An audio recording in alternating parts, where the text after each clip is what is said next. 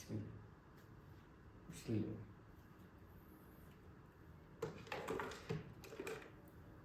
Bismillah.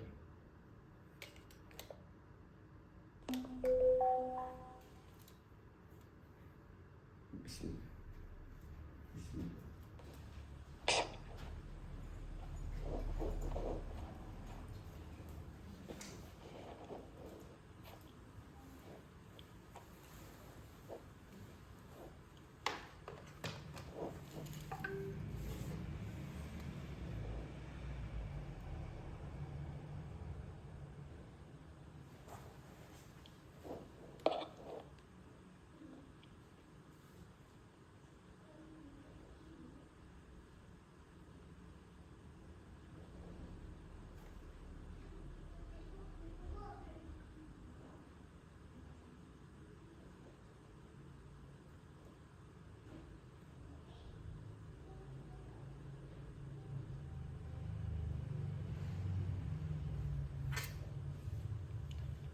Bismillahirrahmanirrahim. Assalamualaikum warahmatullahi wabarakatuh. Tuan-tuan dan puan-puan yang dirahmati oleh Allah Subhanahu wa taala sekalian. Mari kita memulakan pengajian kita dengan membaca Ummul Kitab Al-Fatihah. A'udzu billahi minasy syaithanir rajim. Bismillahirrahmanirrahim. Alhamdulillahi rabbil alamin. Ar-Rahmanir Rahim. Maliki yaumiddin. Iyyaka na'budu wa iyyaka nasta'in. Ihdinas siratal mustaqim. Siratal ladzina an'amta 'alaihim ghairil maghdubi 'alaihim waladdallin. Amin. Bismillahirrahmanirrahim. Alhamdulillahirabbil alamin. Wassalatu wassalamu ala asyrafil anbiya'i wal mursalin wa ala alihi wa sahbihi ajmain, amma. Baik, pertamanya mohon maaf atas sedikit kelewatan hari ini. Ada sedikit kekurangan teknikal menyebabkan berlakunya kelewatan. Baik, alhamdulillah tuan-tuan dan puan-puan, kita bersyukur kepada Allah Subhanahu wa taala yang masih lagi telah mengurniakan kita usia yang panjang dan kesihatan yang baik dan kekuatan untuk terus menerus menuntut ilmu. Mudah-mudahan dengan selalunya kita berada di atas jalan menuntut ilmu, mudah-mudahan kita meninggal dalam keadaan menuntut ilmu juga. Dan Allah Subhanahu wa taala melalui hadis Nabi telah menjanjikan bahawa barang siapa yang berada di atas jalan menuntut ilmu, maka akan dipermudahkan jalan dia menuju ke syurga Allah. Kalau ada orang yang tidak mahu menuntut ilmu, barangkali dia tidak mendengar tawaran tu, ataupun barangkali dia pernah dengar tapi dia buat tak tahu dengan tawaran tersebut. Itu sebenarnya adalah tawaran. Allah menawarkan bahawa sesiapa yang berada di atas jalan menuntut ilmu, maka akan dipermudahkan jalan menuju ke syurga Allah yang kekal abadi. Mudah-mudahan kita termasuk di dalam kalangan orang-orang yang sentiasa berada di atas jalan menuntut ilmu, insya-Allah. Baik, hari ini kita sambung surah Al-Kahfi ayat yang ke-6 bahagian kedua. Di situ tersilap tulis ini ayat ke-6 bahagian yang kedua. Allah Subhanahu wa taala berfirman, A'udzu billahi minasy syaithanir rajim. Illam yu'minu bihadzal hadithi asafa. Baik, kat sini asafa ni dia berkait dengan potongan yang sebelumnya. Jadi saya baca daripada potongan sebelumnya dari awal. Saya bacakan lagi sekali. A'udzubillahi minasyaitonirrajim. فَلَعَلَّكَ بَاخِعٌ نَفْسَكَ عَلَى آثَارِهِمْ إِن لَّمْ يُؤْمِنُوا بِهَذَا الْحَدِيثِ أَسَفًا. Baik, terjemahannya, sekiranya mereka tidak beriman kepada keterangan ini, iaitu Al-Quran. Baik, di sini asafa maknanya sedih. Baik, dalam terjemahan bahagian ni tak ada. Sebab asafa ni dia ada dekat terjemahan bahagian yang depan. Dan sepatutnya asafa ni dia duduk depan. Di depan ayat ini Allah berfirman terjemahannya, kamu barangkali akan membinasakan dirimu sendiri kerana sedih. Sedih dengan perangai orang kafir yang tidak beriman.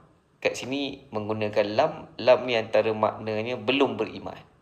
Mereka belum beriman kepada keterangan ini. Baik, selalu kita sebut hadis merujuk kepada kata-kata Nabi.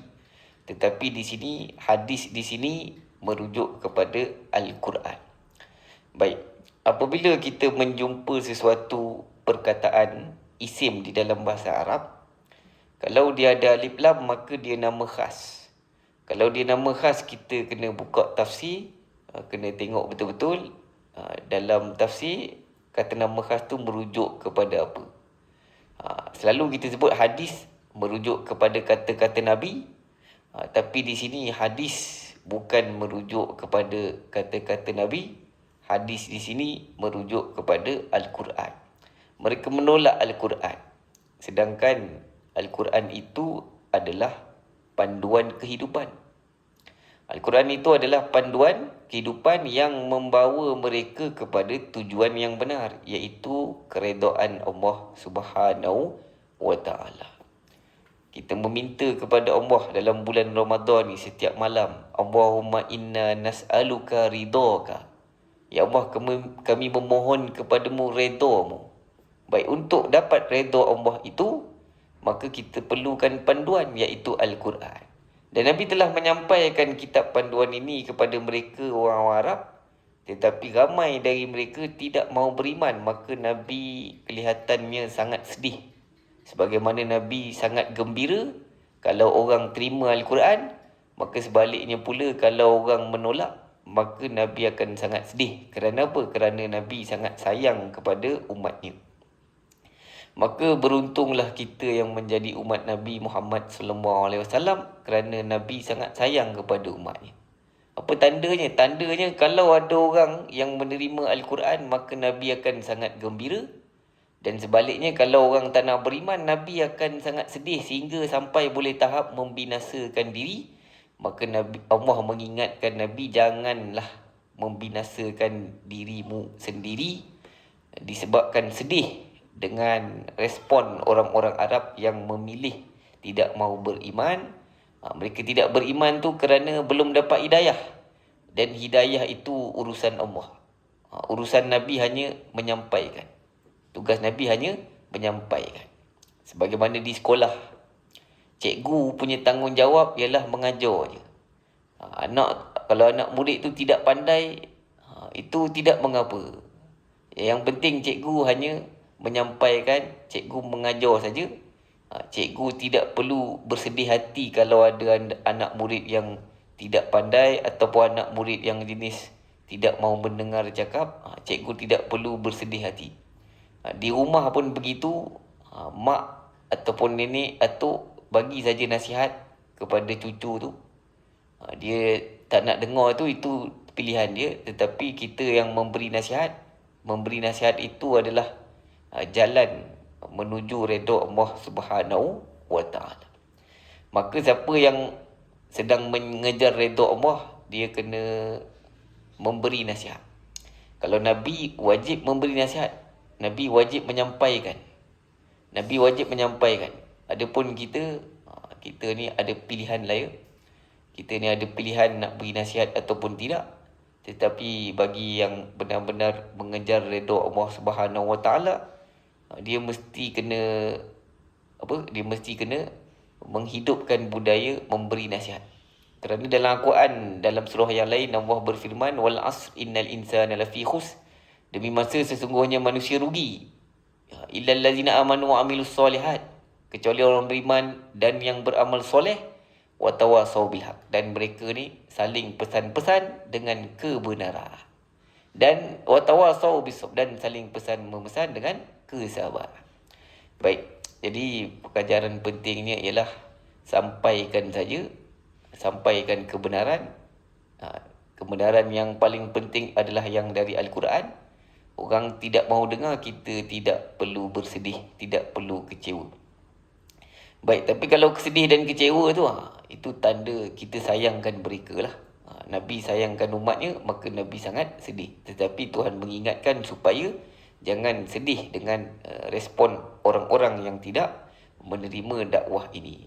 Dan kita juga begitu juga, kalau kita beri nasihat orang tak dengar, maka jangan terlalu sedih. Jangan terlalu sedih sehingga boleh membinasakan diri sendiri. Baik, apabila kita sudah menyampaikan, kita sudah beri nasihat, maka sudah tertulis ganjaran pahala untuk kita. Apabila Nabi sudah menyampaikan, maka Nabi sudah melaksanakan tanggungjawabnya. Yang selebihnya, urusan hidayah itu serah kepada Allah. Itu semua tawakal kepada Allah Subhanahu wa ta'ala. Baik, mudah-mudahan kita dapat mengambil pengajarannya. Mari kita tengok word by word, sepatah demi sepatah perkataan yang ada di sini. Yang pertama ialah in. Baik, in di sini makna asalnya jika. Dia adalah kalimat haraf. Kita selalu sebut insya-Allah. Maksudnya ialah jika Allah kehendaki. Baik, selepas in yang berikutnya lam. Lam ni makna asalnya belum ataupun tidak pernah. Baik, ini adalah haraf nafi. Fungsinya adalah untuk menafikan. Baik, dalam masa yang sama, lam ni haraf jazam. Baik, haraf jazam tu apa? Haraf jazam itu dalam bahasa Melayunya haraf bari mati.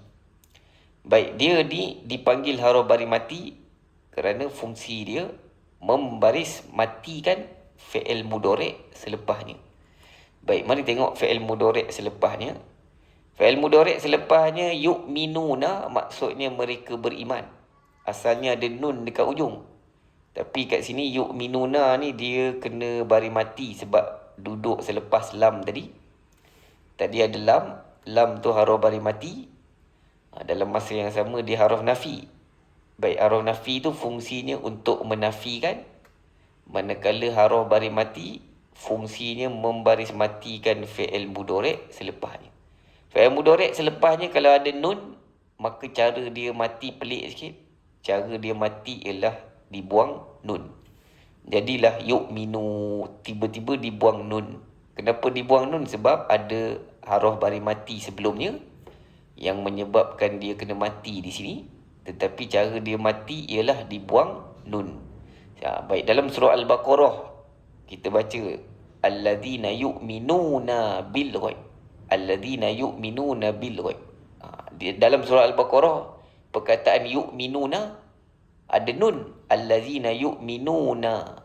Tapi di sini dibuang nun kerana ada haraf bari mati sebelumnya yang menyebabkan dia kena bari mati. Cara dia mati ialah dibuang nun. Baik, kemudian yu'minuna ni fi'il mudhari'. Fi'il mudhari' kalau ya-nya bari depan, tengah bari bawah, itu kategori fi'il 4 huruf. Baik, itu kategori fi'il 4 huruf. Dia punya fi'il madi dia 4 huruf. Fi'il madi dia ada 4 huruf sebab ada tambah hamzah kat depan. Baik, ini kita nak ulang kaji fi'il madi 4 huruf. Kemudian fi'il mudhari'nya dan dia punya masdar. Baik, fi'il madi yang 4 huruf ada beberapa pattern. Hari ini kita nak ulang kaji, fokus pada fi'il madi 4 huruf yang ada hamzah kat depan.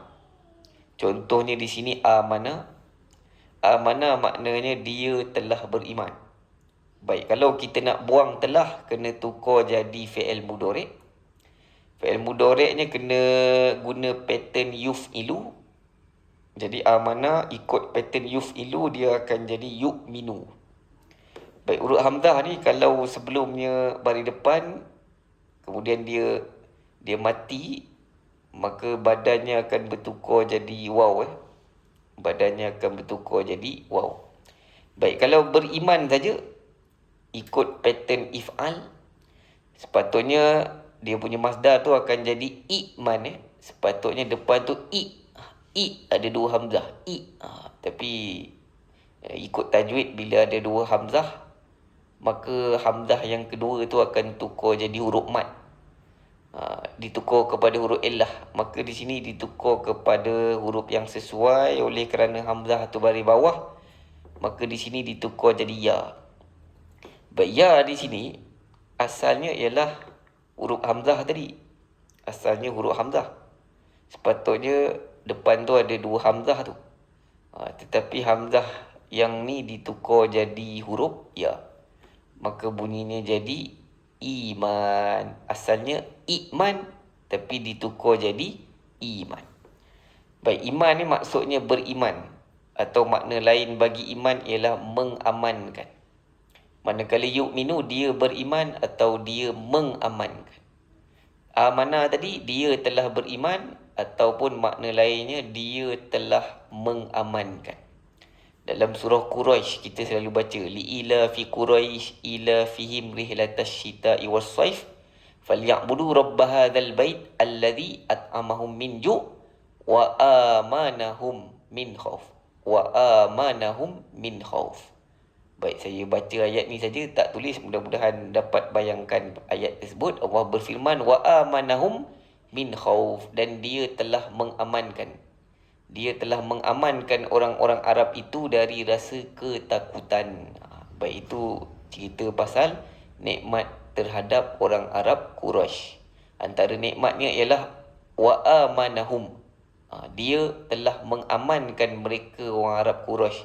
Maka mereka ni boleh buat bisnes import ekspor dalam keadaan aman. Baik, jadi nak ceritanya amanah ni dia ada dua makna. Yang pertama, dia telah beriman. Yang kedua, dia telah mengamankan. Ada imbuhan me dengan kan.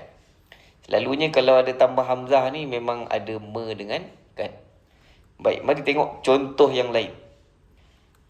Kita jumpa perkataan a'lana. Terjemahannya dia telah menguar-uarkan. Kalau nak buang telah, kena tukar ke fi'il mudhari'. Baik, kalau fi'il mudhari' dia, kita kena buang hamzah tadi, ganti dengan ya baris depan. Tengah baris bawah bunyinya akan jadi yu'linu. Kalau kita nak buang dia, kita nak perbuatan semata-mata, maka kena tukar jadi masdar. Kena ikut pattern yang telah ditetapkan, iaitu if'al. Baik, maka perkataan tu akan jadi i'lan. Baik, perhatikan hamzah di sini. Baik, di sini hamzah baris atas, tukar ke mudhari', buang hamzah, letak ya baris depan. Kalau tukar ke masdar dia, hamzah tu ada balik. Kemudian hamzah tu kena berbaris bawah.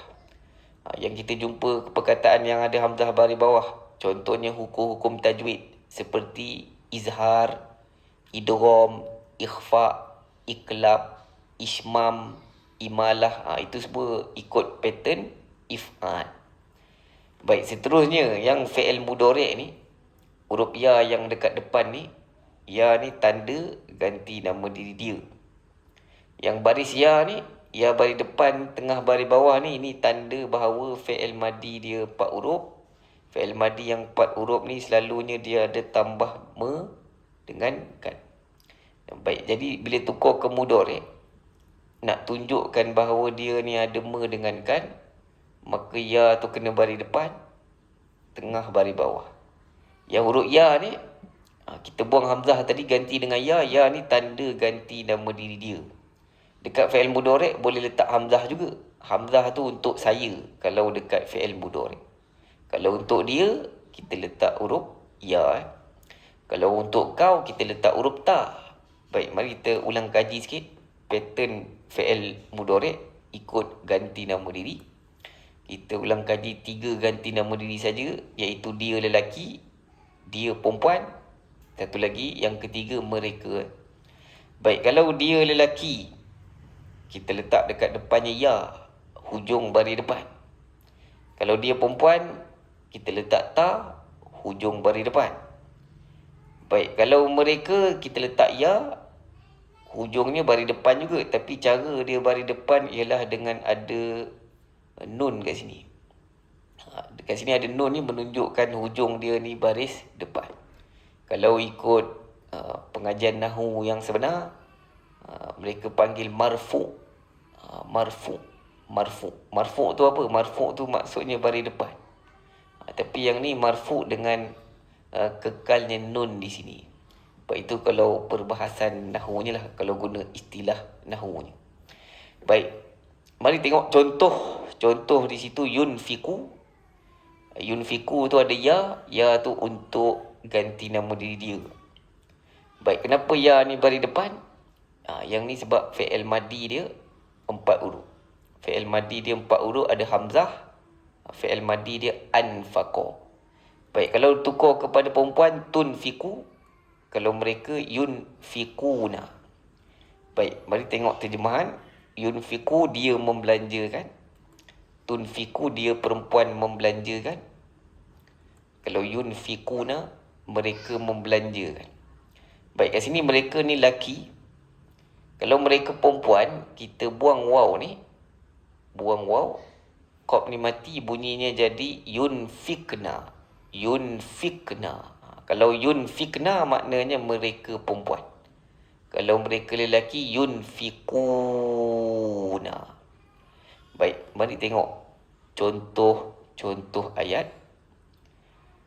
Baik, kita nak tanya orang, adakah dia telah membelanjakan duit itu? Baik, dalam ayat ini ada perbuatan. Perbuatan tu ada telah, jadi kena guna fi'il madi. Fi'il madi asalnya semua huruf baris atas. Kalau fi'il madi tu 3 huruf, 3 huruf tu biasanya semua baris atas.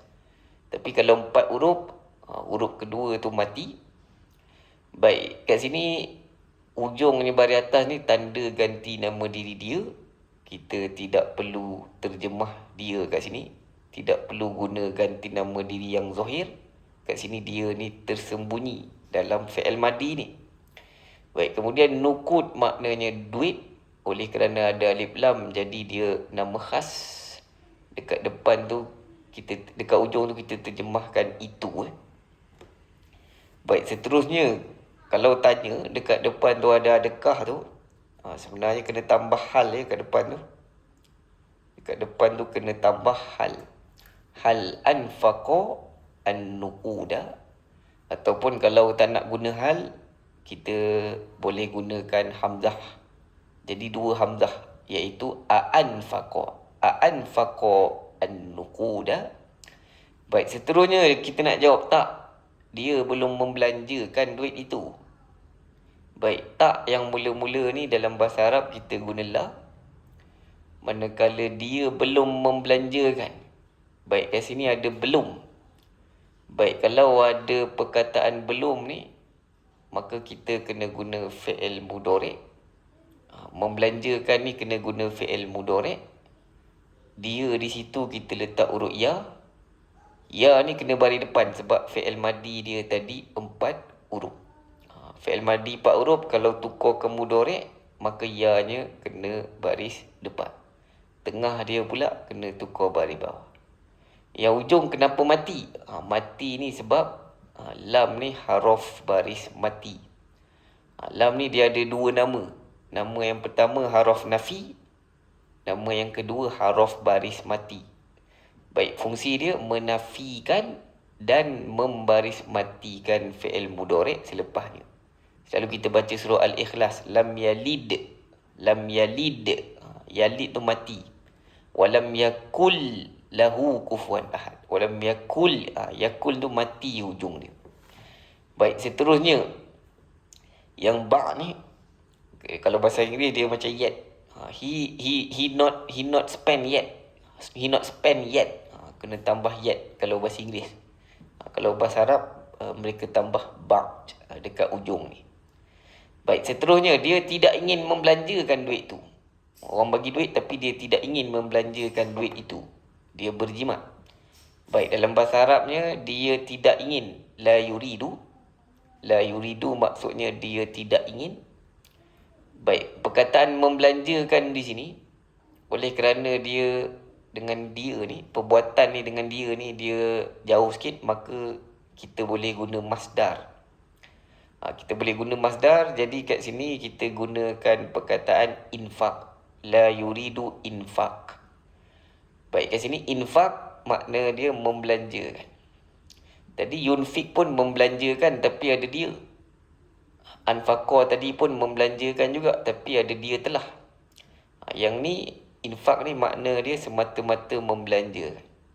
Yang dia ni kat mana? Dia ni dekat yuridu. Yuridu. La yuridu. Dia tidak ingin. Dia tidak mahu membelanjakan an-nuqud duit itu. Baik, tiba-tiba duit kat sini baris bawah. Tadi baris atas. Tadi pun baris atas. Baik, yang ni dia dikira mudhaf ilaih. Yang ni dia dikira mudhaf ilaih. Sebelum dia ni dikira mudhaf. Ini mudhaf. Ini mudhaf sebab dia isim. Ini mudhaf ilaih. Mudhaf ilaih ni mengkhususkan isim sebelumnya. Kalau saya kata dia tidak ingin membelanjakan, perkataan membelanjakan tu akan jadi isim yang umum, orang akan tertanya-tanya. Dia tidak ingin membelanjakan apa ni? Kita pun khususkan, kita tambah duit. Duit di sini dikira mudhaf ilaih. Maka ujung dia kena baris bawah. Tapi dalam komunikasi baris ujung ni selalu dimatikan. Sebab kita tak sempat nak fikir baris ujung ni dia mudhaf ilaih ke dia maf'ul. Kalau yang ni dia maf'ul ya. Sebelum tu fi'il. Ini fi'il, yang ni maf'ul sebab tu baris atas. Yang ni dia mudhaf ilaih, dia mengkhususkan isim sebelumnya. Baik, mari tengok ayat yang berikutnya. Baik. Bila dia menguar-uarkan program itu dalam bahasa Arab, mata yu'linu al-barnamij. Baik, mata di sini maknanya bila. Mata ta tu panjang. Kemudian yu'linu, dia menguar-uarkan. Kat sini ini fi'il mudhari'. Kita guna fi'il mudhari' sebab tak ada telah di situ. Baik. Huruf ya tu tanda fi'il mudhari' dan tanda ganti nama diri dia. Baik, kat sini ya baris depan sebab fi'il madi dia 4 huruf. Fi'il madi dia a'lana. Baik, orang Arab kata fi'il madi 4 huruf, kalau tukar ke mudhari', ya-nya mesti baris depan, tengahnya mesti baris bawah. Kalau ada orang tanya kenapa fi'il mudhari' ni kejap-kejap ada yang ya baris atas, ada yang baris depan. Yang ya baris depan ni sebab dia pattern untuk fi'il 4 huruf. Baik, 4 huruf tu maksudnya bukan kira dekat mudhari' ni. Maksud 4 huruf di situ merujuk kepada dia punya fi'il madi. Fi'il madi dia 4 huruf a'lana. Baik, kemudian al-barnamij maknanya program, oleh kerana ada alif lam jadi dia nama khas. Jadi dekat terjemahan kita boleh tambah perkataan itu ataupun tersebut. Baik, seterusnya bila mereka menguar-uarkan program itu dalam bahasa Arab, mata yu'linuna al-barnamij. Baik, minta maaf lupa nak tambah mata di situ. Baik, itu soalan bila maka di situ kena tambah mata. Baik, tambah mata di situ tuan-tuan ya, mata. Baik, saya betulkan sekejap. Di situ sepatutnya kena ada mata. Mata maknanya bila. Baik. Kemudian kita nak cakap di sini mereka belum menguar-uarkan lagi. Dalam bahasa Arabnya lam yu'linu ba'd. Baik, kat sini tadi yu'linuna ada nun. Sekarang dibuang nun. Kenapa dibuang nun? Sebab ada lam. Lam ni dia haruf nafi, fungsinya menafikan. Dalam masa yang sama dia ada satu nama lagi. Nama dia yang satu lagi ialah haruf baris mati. Fungsinya membaris matikan fi'il mudhari' selepasnya. Fi'il mudhari' tu kalau ada nun, maka cara dia mati ialah dibuang nun. Baik, kalau yang ni saya nak mati kan, yang ni nun asal. Jadi nun ni tak boleh buang. Kalau saya nak tukar, yang ni mereka belum, saya nak tukar dia belum. Kalau dia belum, saya kena kata lam yu'lin. Lam yu'lin. Hujung ni saya tukar mati. Tapi kalau yang ada nun tambahan ni, bila dia mati, caranya ialah dibuang nun yang tambahan tu. Jadilah yu'linu. Baik, mudah-mudahan jelas tuan-tuan tentang buang-buang ni. Mari tengok contoh yang berikutnya. Baik, contoh seterusnya. Kenapa Rashid mengeluarkan bagnya? Kenapa Rashid mengeluarkan bagnya? Baik, dalam bahasa Arabnya, limadha yukhriju Rashid hakibatahu. Baik, mari tengok terjemahan satu-satu. Yang pertama, limadha, kenapa? Yukhriju ni makna sebenarnya dia mengeluarkan. Baik, ada dia sebenarnya kat sini. Tapi kita tak tulis dia sebab dia tu Rashid. Baik, dalam bahasa Melayu Rashid kena duduk depan ayat. Tapi dalam bahasa Arab, Rashid ni dia duduk selepas fi'il. Fi'il kena duduk depan. Fi'il tu kena duduk depan, dan dalam fi'il tu sebenarnya ada ganti nama diri dia yang tersembunyi. Baik, ganti nama diri tersembunyi ni dia punya konsep, dia ni ada masa sesuai diterjemahkan, ada masa tak sesuai. Bila yang ganti nama diri tersembunyi tu tak sesuai diterjemahkan? Bila disebut dia tu siapa? Kat sini disebut dia tu Rashid. Maka dekat terjemahan kita tulis terus Rashid. Kenapa Rashid mengeluarkan hakibatahu, bagnya? Baik, kat sini hu ni nya, merujuk kepada Rashid. Baik, kalau kita tukar jadi perempuan, kenapa Rashidah mengeluarkan bagnya? Baik, fi'il mudhari' tadi kalau perempuan kita tukar ya kepada ta. Nama Rashid tadi kalau perempuan kita tambah ta. Kita tambah ta, tapi ta tu bukan kat depan. Tadi fi'il mudhari' ta tu kat depan. Yang isim ni kalau perempuan ta-nya dekat belakang. Lepas tu dia bukan ta maftuhah macam ni. Dia adalah ta marbutoh. Baik, yang bagnya nya kat belakang ni kita gunakan ha. Kalau lelaki tadi hu, kalau perempuan ha. Baik, seterusnya, kenapa pelajar-pelajar itu mengeluarkan beg-beg mereka?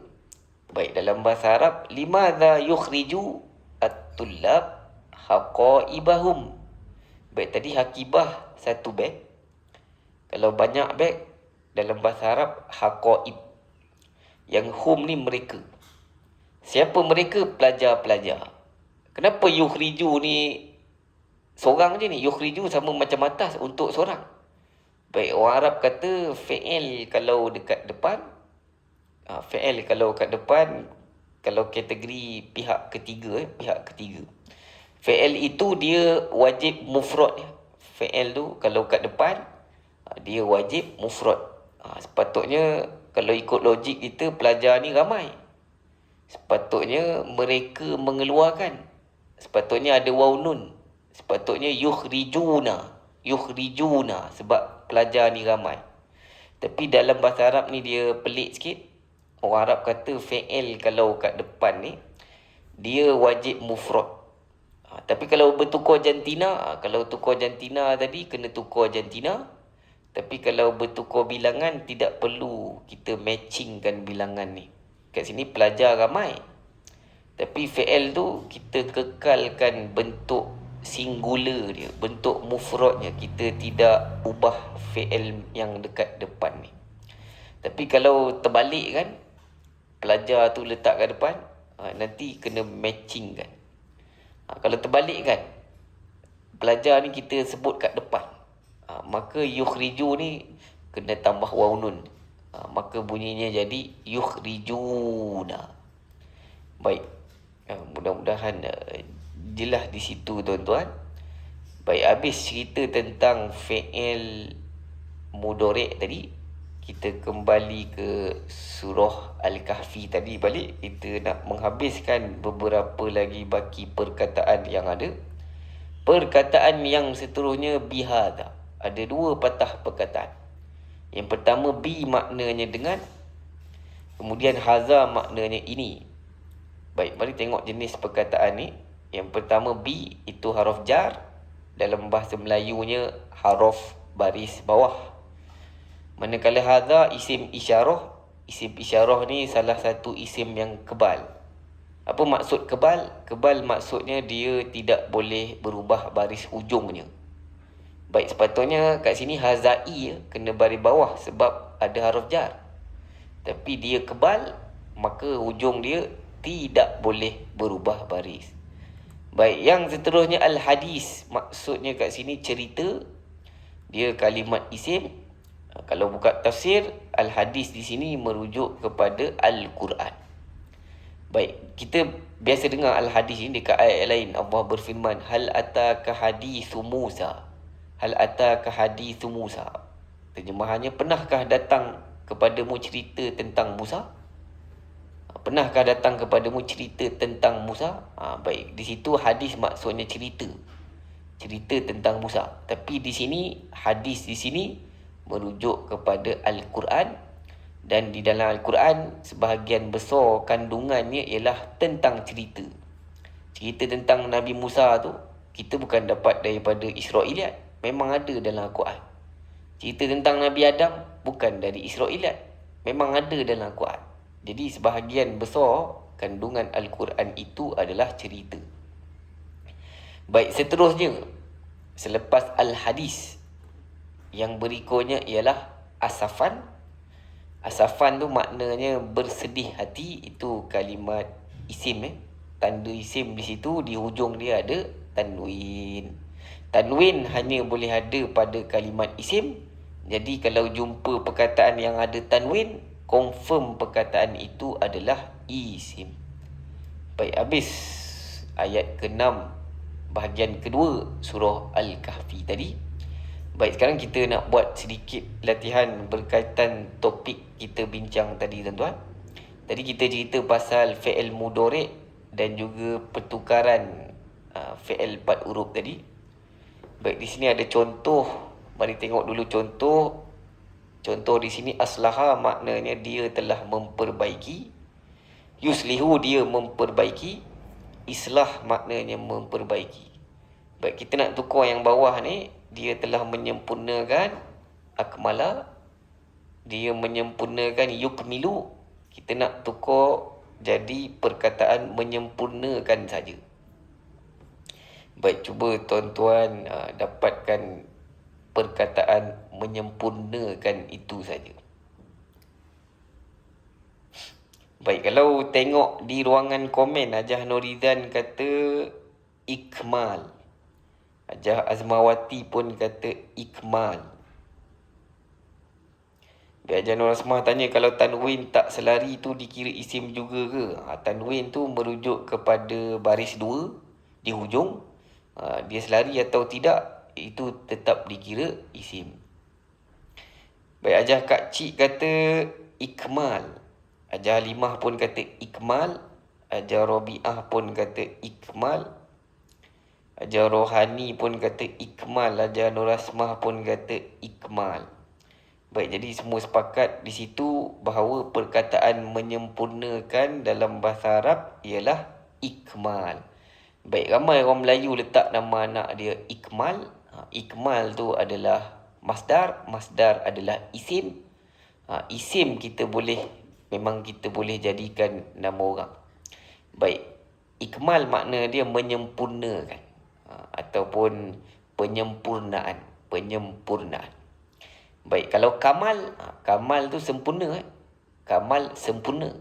Manakala ikmal menyempurnakan. Kalau saya kata khalas, khalas tu murni, suci, selesai. Kalau memurnikan, mensucikan, ikhlas. Baik, seterusnya.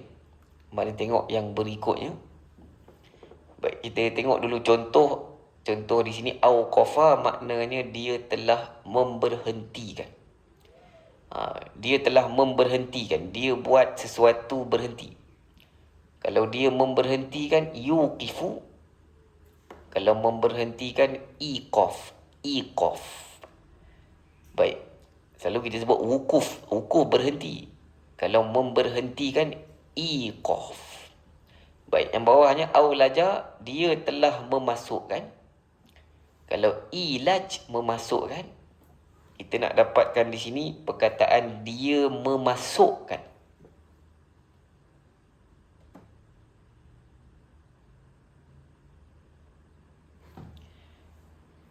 Baik, kalau tengok di ruangan komen, Ajah Norizan kata yuliju.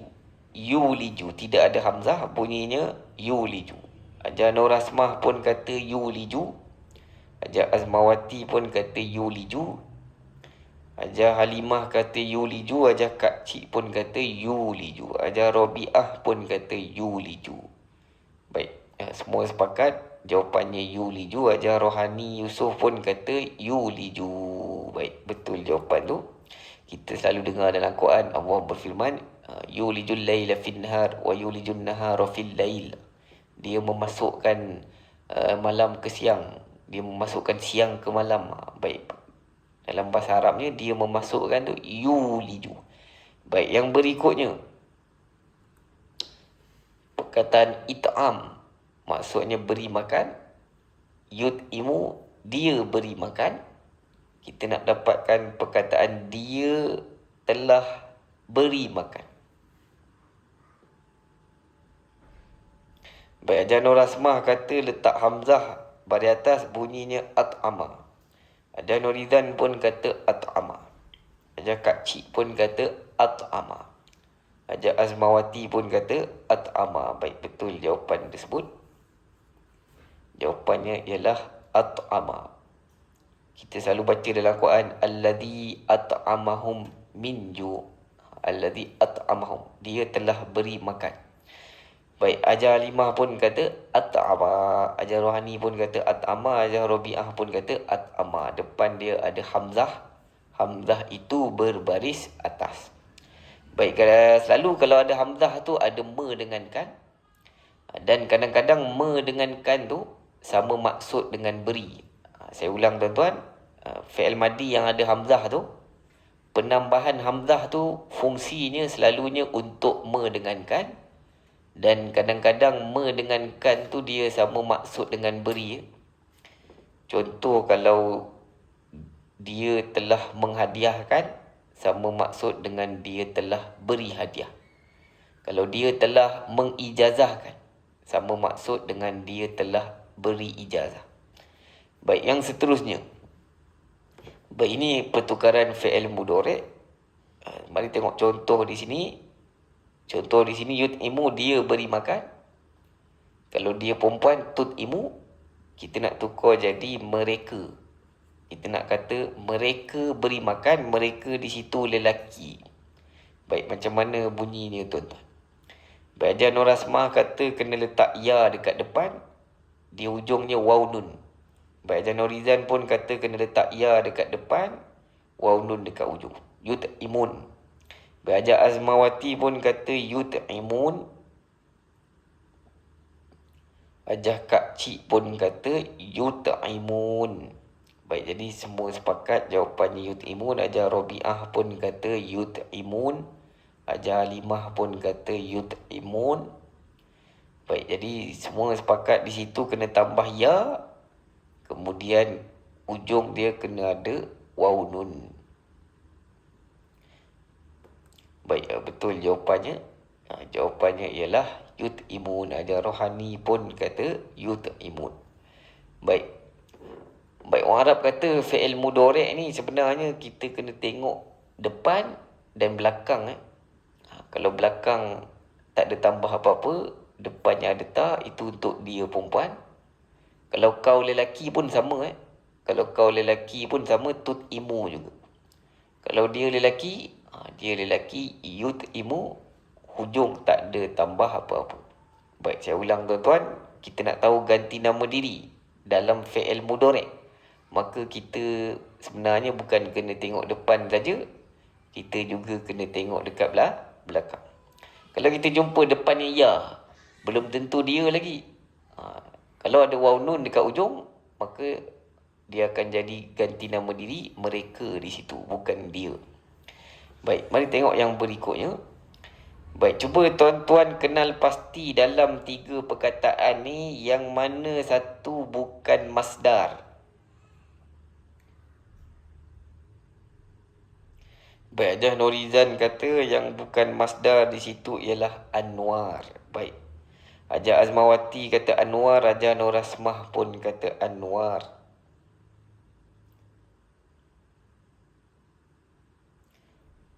Baik, Ajah Kak Cik pun kata Anwar. Ajah Rohani pun kata Anwar. Ajah Halimah pun kata Anwar. Ajah Robiah pun kata Anwar. Jadi semua sepakat di situ bahawa yang bukan masdar di situ ialah Anwar tadi. Baik, minta maaf sekejap saya telah tersilap buka fail sekejap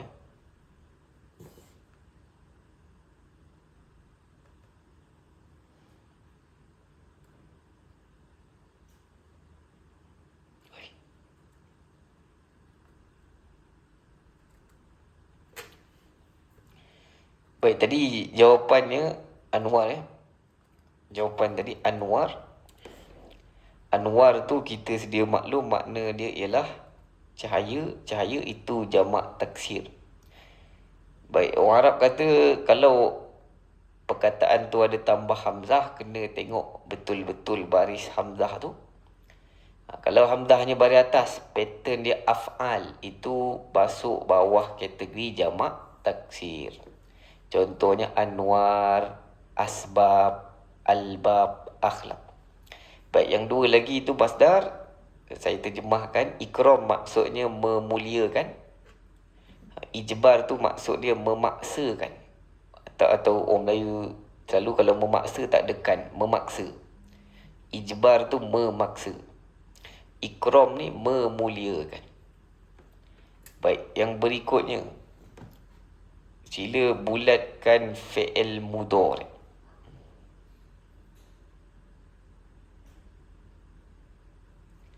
Baik, Ajah Norizan kata fi'il mudhari' di sini ada 2. Ajah Kak Cik pun kata ada 2. Ajah Norasmah pun kata ada 2, iaitu yuslimu dengan tuslimu.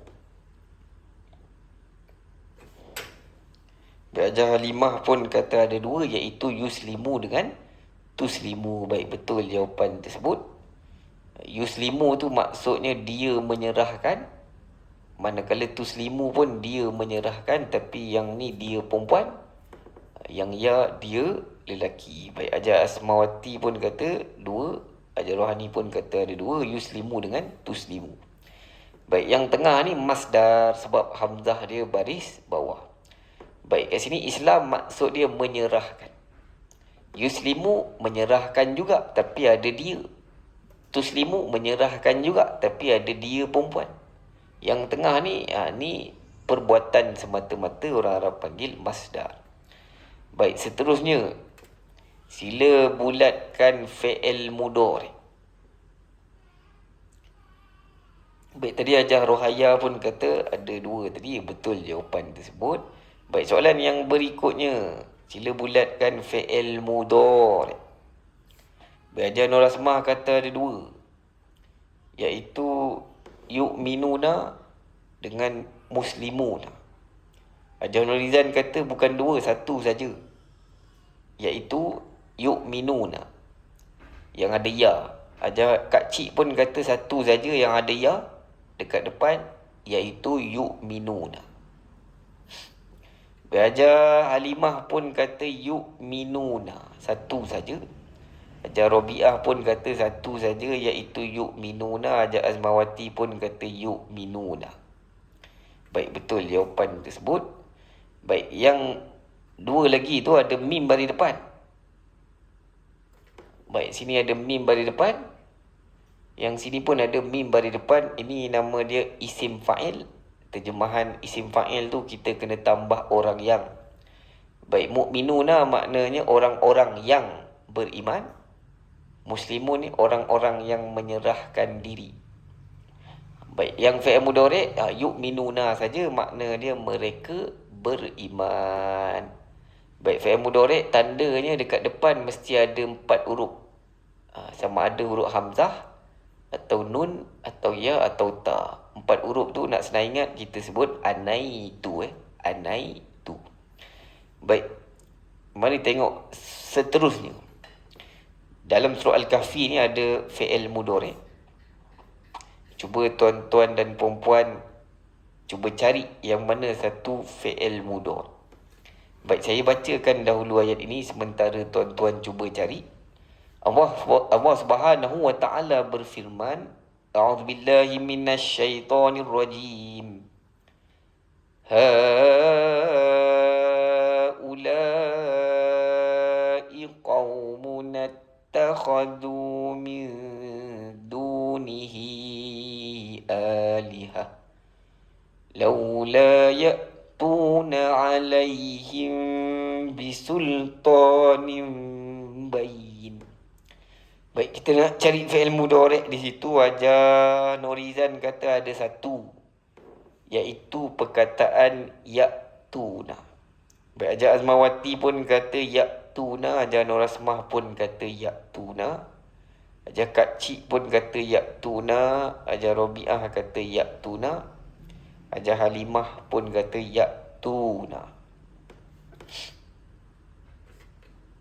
Baik, Ajar Rohani pun kata ya'tuna. Baik, betul jawapan tersebut.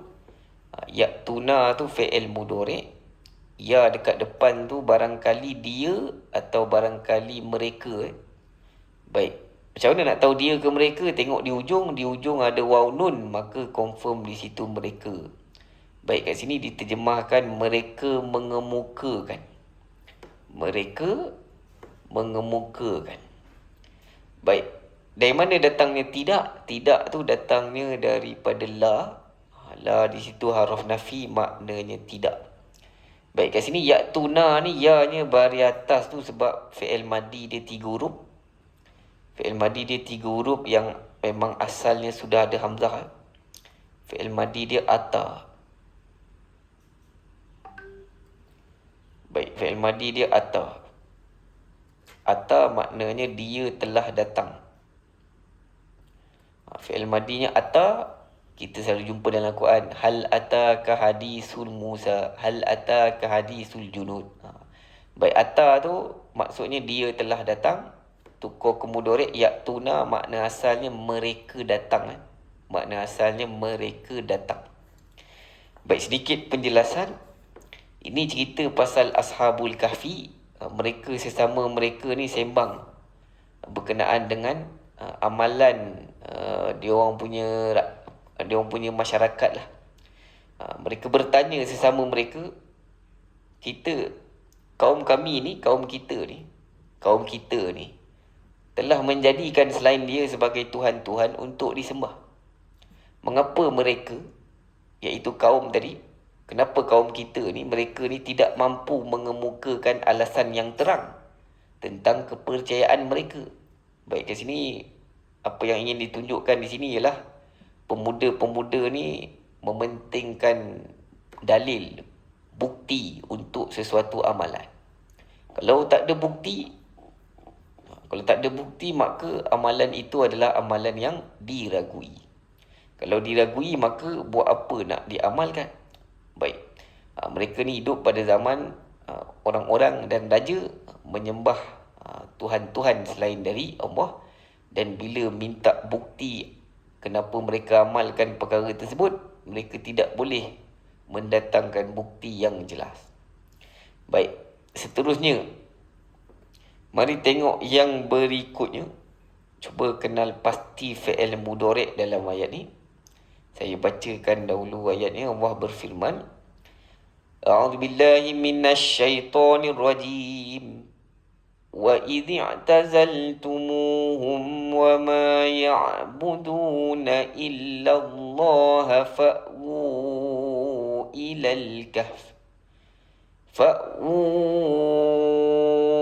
إِلَى الْكَهْفِ يَنشُرْ لَكُمْ rabbukum min rahmatih. Baik, kita nak kenal pasti fi'il mudhari' dalam ayat tersebut.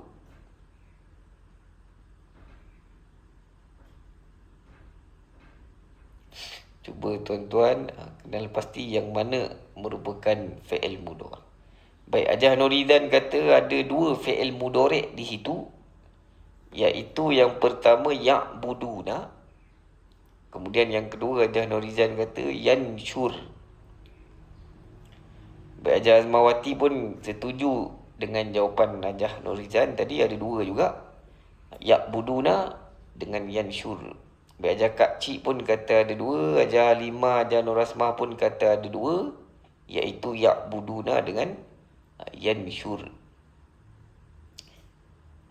Baik, jadi di sini semua setujulah ya. Hajah Rabi'ah pun kata ada dua, iaitu ya'buduna dan juga yanshur. Baik, Hajah Rohani pun kata ada dua, iaitu ya'buduna dengan yanshur. Baik, kedua-dua fi'il mudhari' ini depannya ada ya. Kalau jumpa ya, barangkali dia ataupun barangkali mereka. Baik, kat sini mereka sebab ada waw nun. Terjemahannya kat sini ialah mereka sembah. Manakala yang bawah tu yanshur, dia melimpahkan. Dia melimpahkan. Tapi kat sini diterjemahkan akan melimpahkan. Baik, kat sini tak tulis dia, kat sini tulis Tuhan. Baik, kat mana perkataan Tuhan? Tuhan kat situ rabbukum ni. Baik, tadi kita telah jelaskan bahawa bagi perbuatan tu, dalam tu ada ganti nama diri dia. Ganti nama diri tu tersembunyi. Ganti nama diri tersembunyi ni ada masa dia sesuai diterjemahkan, ada masa tak sesuai. Bila yang tak sesuai tu? Yang tak sesuai tu bila disebut dia tu siapa? Kat sini dia adalah Tuhanmu. Kita orang Melayu sebut Tuhanmu dulu, baru perbuatan. Orang Arab menyebut perbuatan dulu, baru pelaku yang melakukan perbuatan tersebut. Kita orang Melayu sebut Tuhan dulu. Tuhan akan melimpahkan sebahagian rahmatnya. Tetapi dalam bahasa Arab dia sebut perbuatan dulu dan baru sebut pelaku perbuatannya. Kemudian dalam perbuatan tu sebenarnya ada pelakunya, iaitu dia. Ada dia dalam fi'il mudhari' tersebut. Fi'il mudhari' asalnya baris depan dekat ujung ni. Tapi kat sini dia ni mati sebab dia ni jawab kepada fi'il amar. Kat sini dipanggil jawab kepada fi'il amar. Fi'il amar tu perintah. Kat sini makna fa'u ialah carilah. Carilah. Cari tempat berlindung dalam gua. Nescaya Tuhan akan melimpahkan sebahagian rahmatnya kepadamu. Baik, kat sini perkataan melimpahkan ni dikira sebagai jawab kepada fi'il amar, maka hujungnya kena dimatikan. Baik, sedikit penjelasan. Saya bacakan terjemahan. Dan apabila kamu, wahai ashabul kahfi, meninggalkan mereka dan apa yang mereka sembah selain Allah, maka carilah tempat berlindung ke dalam gua itu. Nescaya Tuhanmu akan melimpahkan sebahagian rahmatnya kepadamu. Baik, ayat ini bagi tahu bahawa bila ashabul kahfi itu tinggalkan raja, ibu ayah mereka semua dan masyarakat semua, dan mereka tinggallah berhala-berhala itu semua, maka diilhamkan. Baik, kat sini mereka ashabul kahfi itu manusia biasa. Tuhan tidaklah beri perintah direct, tetapi diberi perintah melalui ilham. Diilhamkan kepada mereka, mereka rasa ada perintah. Ada perintah suruh berlindung dekat dalam gua, maka mereka pun masuklah dalam gua. Lalu Tuhan memberi rahmat, sebahagian rahmatnya kepada ashabul kahfi tersebut. Rahmat maknanya kasih sayang. Kasih sayang Allah kepada mereka, maka Allah hidupkan mereka sekejap. Allah tidurkan mereka 309 tahun. Kemudian dibangkitkan. Bila dibangkitkan? Dibangkitkan pada zaman orang sudah Islam, tetapi tidak percaya, ada ragu-ragu. Ada sebahagian ragu-ragu, betul ke nanti Allah bangkitkan roh dan jasad? Elok je jasad, betul ke? Maka dibangkitkan mereka zaman tu. Maka penduduk zaman itu bertambahlah yakinlah mereka tentang keadaan manusia di hari kiamat, iaitu manusia akan dibangkitkan roh dengan jasad. Roh dan jasad. Zaman tu ada orang dia ragu-ragu. Betul ke, logik ke kita akan dibangkitkan jasad sedangkan jasad tu sudah hancur? Zaman orang yang menggunakan logik, maka mereka ragu-ragu tentang hari kiamat. Lalu dibangkitkan Ashabul Kahfi pada zaman tu sekejap je. Sekejap je. Nak tunjukkan kepada orang zaman tu bahawa Allah berkuasa menghidupkan manusia dalam keadaan ada roh dan jasad. Roh dan jasad sekali, dan jasad itu elok. Tetapi dibangkitkan sekejap sahaja. Baik.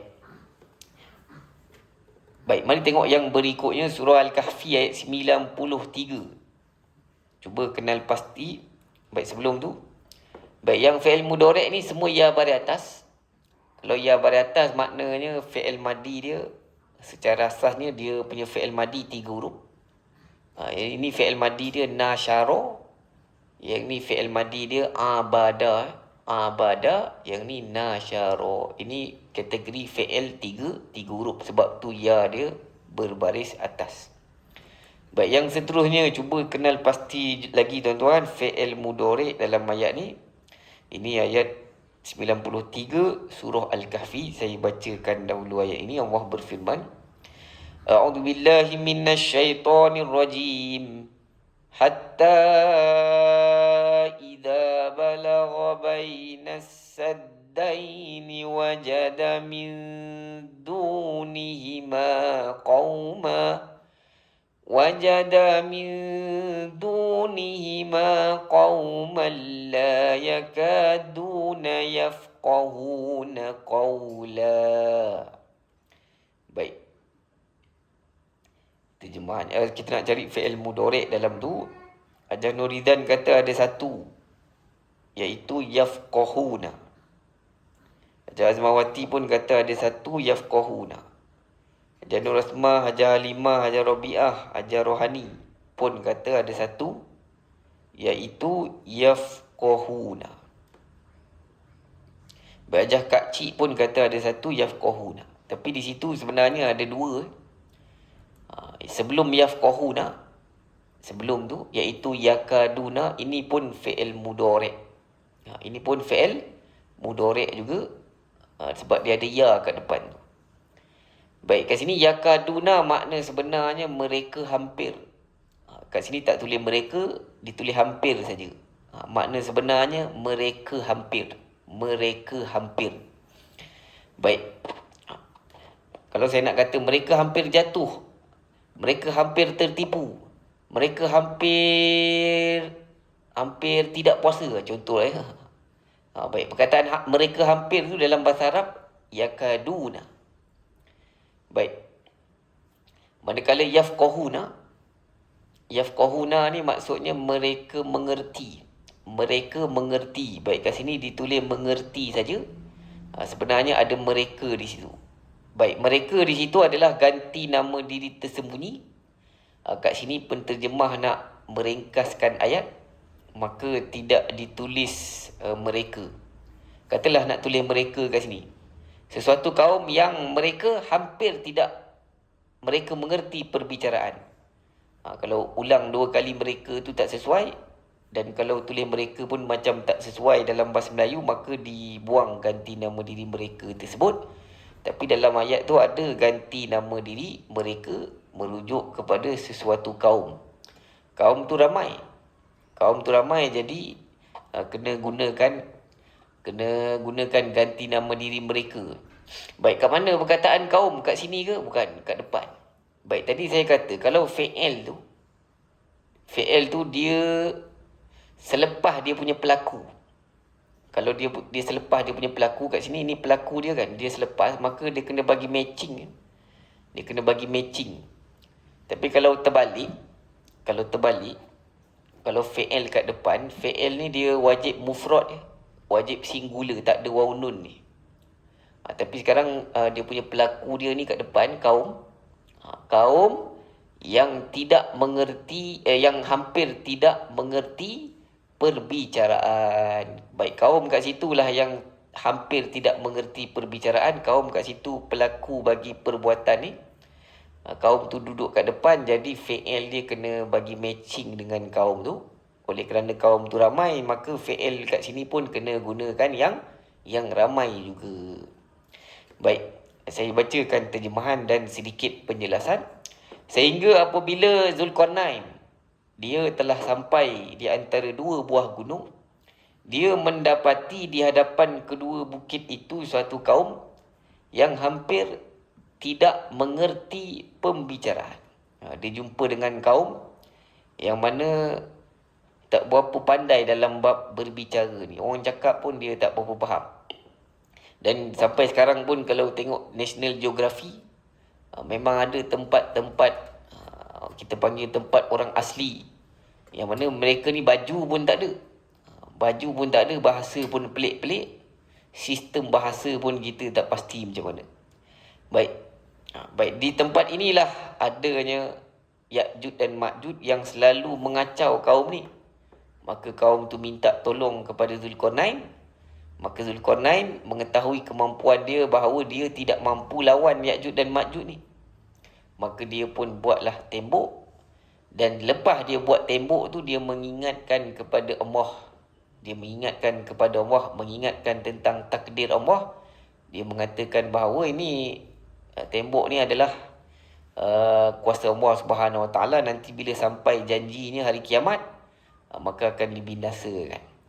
Baik, maknanya kat sini kisah Zulkarnain ni menunjukkan bahawa dia menggunakan politiknya untuk membawa manusia kepada Allah Subhanahu Wa Taala. Jadi pengajaran pentingnya ialah jadilah macam Zulkarnain. Kalau kita ada kuasa, kita ketua menteri, atau kita ketua negeri, atau ketua daerah, atau ketua rumah, atau ketua bilik, atau ketua store, apa-apa jenis ketua lah ya, maka gunalah jawatan ketua itu untuk membawa orang-orang di bawah untuk kembali kepada Allah dengan jalan yang benar, dengan kepercayaan yang benar. Baik, sekian saja tuan-tuan untuk hari ini. Mudah-mudahan apa yang dibincangkan dapat difahami dengan baik. Lupa nak sebut tadi, yang yakaduna dengan yafqahuna tu, semua tu fi'il kategori 3 huruf. Baik, ini fi'il madi dia 3 huruf saja. Fi'il madi dia kada. Yang ni fi'il madi dia 3 huruf juga. Fi'il madi dia faqiha. Tengah dia ni baris bawah. Faqiha. Baik, sekian saja tuan-tuan. Kita tutup dengan tasbih kafarah dan surah wal asr. Subhanakallahumma bihamdika asyhadu an la ilaha illa anta astaghfiruka wa atubu ilaik. Bismillahirrahmanirrahim. Wal asr innal insana lafi khusr illa alladhina amanu wa amilus solihat wa tawasaw bil haqq wa tawasaw bis sabr. Kita jumpa lagi pada esok hari insya-Allah.